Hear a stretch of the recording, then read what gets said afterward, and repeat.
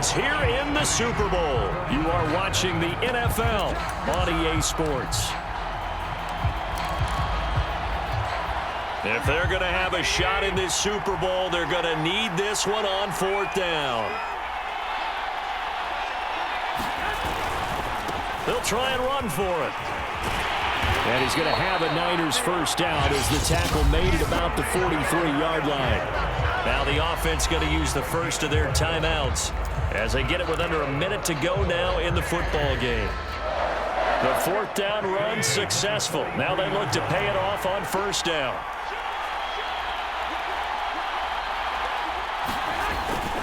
First man through, it's the fullback use check. And he'll be taken down just shy of midfield. Now San Francisco going to call their second timeout as they get the stoppage with a little over 50 seconds left to go in the game.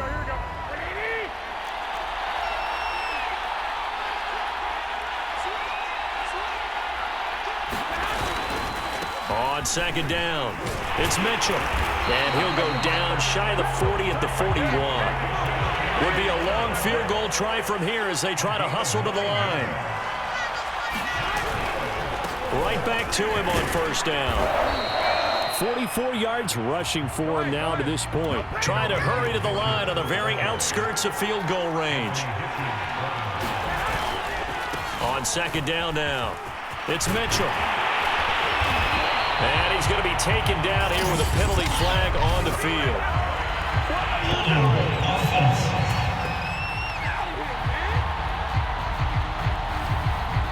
So a decent gain, but all for naught on the penalty. It's too bad, isn't it? They were feeling pretty good about it. The only people celebrating, the guys who just gave up that play.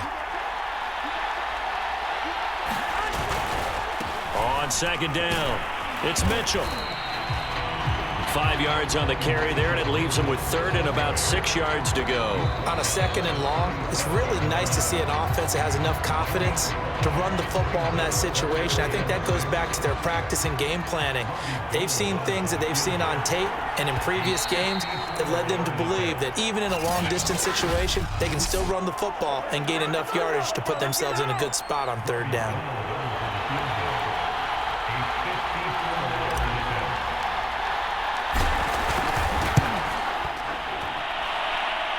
Kick is good, so they avoid the shutout, but still a tough one to swallow here. They only post 3 points.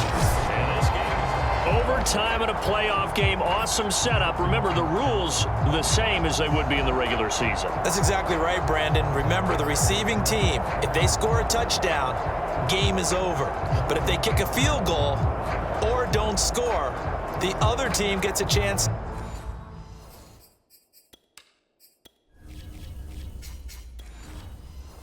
get the football. They get a possession. If they go down and score, they win the football game at that point. If both teams kick field goals, we keep playing. If a defense scores, let's say the receiving team gets the ball, doesn't score, or they throw a pick six or fumble, gets picked up, the defense scores, game over. But here's the best part. In a regular season, only 1 period is played. We could call it a tie. Here, we're going to play until we have a winner. The Chiefs offense about set to begin this drive. They're set for their first drive here in overtime, and this is where the crowd can really become a factor. They've had to battle it all day, but I know what you're saying. In overtime, that gets doubled, doesn't it? At least, because now the crowd really wants to be involved and help their team, and that first drive can dictate the whole thing because they know if this team takes it downfield and scores a touchdown, it's game over. It's been loud in here so far. Now a carry for Edwards-Helaire. And there we saw one of the downsides of blitzing.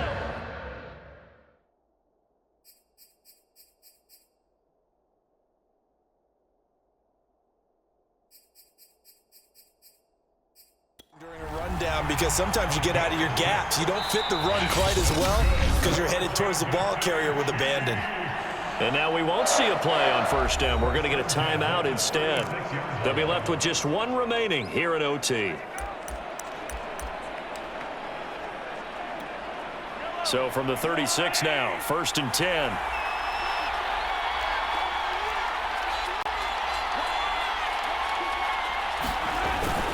Another carry for Burton. And that's not going to help a whole lot. Maybe 4 yards on first down. And give him 4 yards there. It'll be 2nd and 6. And a timeout now here in overtime with 4 seconds remaining.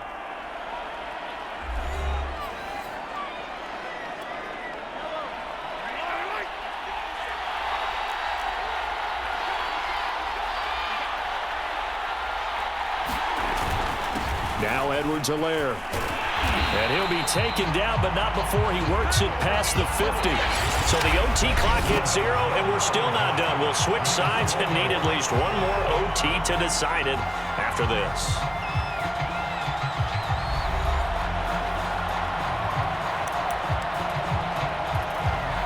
So from inside Niner territory now, this is 1st and 10 at the 49-yard line.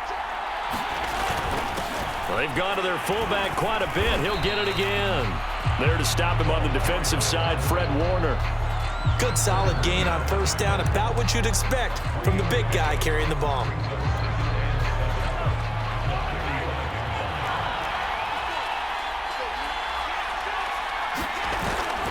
They'll run here with Edwards-Helaire. And this winds up a gain of 4 to the 41. On any running play that's called, they're always hoping that it's going to break big and go the distance. But when you get a nice gain like that, you're able to do so many things anyway. You can come back and run essentially the same play again, continue to move the ball on the ground, or you can decide to throw the ball now because usually you have the defense back on its heels. He needed 3. He got 2. Now that'll set up an interesting situation here on 4th and a yard. 1 overtime. How about 2? We need another. We're still even. We'll switch sides and have that 2nd overtime in just a moment.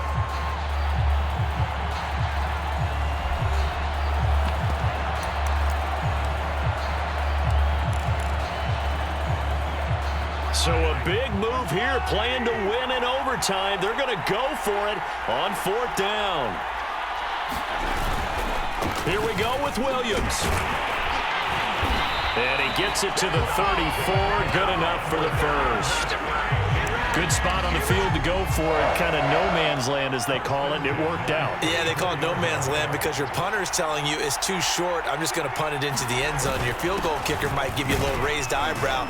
Might be too far for the field goal, so it gives you a great chance to go for it. Personally, if you have those tendencies to be aggressive as a head coach, you kind of like this spot because it gives you the decision to go ahead and go for it when you want to anyway. And to give this time to the tailback. And he'll go down here right around the 23-yard line. And play will be stopped here with 10 seconds remaining in overtime as they've called a timeout.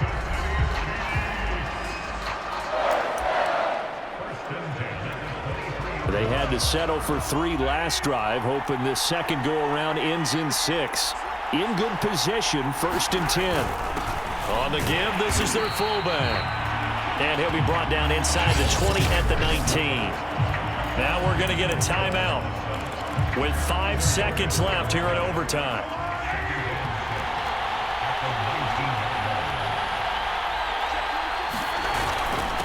Now a handoff here to his running back.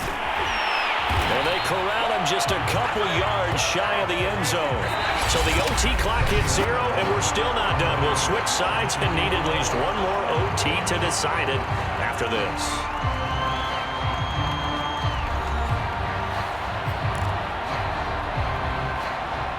A kicker fest so far, all points via field goals. They're hoping to change that right here.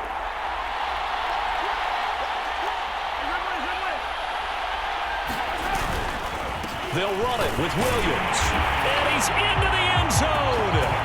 Move over, James White. You've got a new rival for best finish to a Super Bowl ever. As the fans exit back out through the turnstiles, not happy looks on their faces. Feel like they probably let this one slip away at home in overtime.